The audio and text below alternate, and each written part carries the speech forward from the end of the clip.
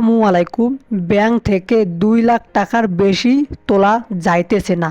কেন 2 লাখ টাকার বেশি আমরা তুলতে পারতেছি না, এটা জানার জন্য আপনাকে ভিডিওটি শেষ পর্যন্ত দেখতে হবে। তাহলে আপনি বুঝতে পারবেন যে কেন আমরা 2 লাখ টাকার বেশি তুলতে পারতেছি না।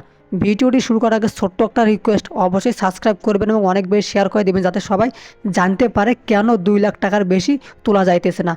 বর্তমানে বাংলাদেশের পরিস্থিতি অনেকটাই খারাপ এবং ব্যাংক থেকে যদি 10 লাখ, 20 লাখ কিংবা 1 কোটি টাকা একবারে তোলা হয়, এই টাকাগুলো দেশের বাইরে অর্থাৎ ইন্ডিয়া, পাকিস্তান, মালয়েশিয়া, থাইল্যান্ড অন্য দেশে পাচার হতে পারে।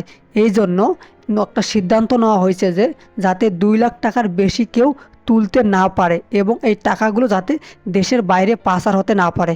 আমরা দেখতেছি অনেক বড় বড় কর্মকর্তারা দেশের বাইরে চলে যাইতেছে, পালিয়ে ইন্ডিয়াতে যাইতেছে এবং তারা টাকা নিয়ে যাইতেছে। ঠিক সেজন্যই কিন্তু 2 লাখ টাকার বেশি আপাতত তোলা যাইতেছে না। এটাই হলো সঠিক তথ্য। তো যদি ভিডিওটি ভালো লাগে তাহলে অবশ্যই সাবস্ক্রাইব করে পাশে থাকবেন।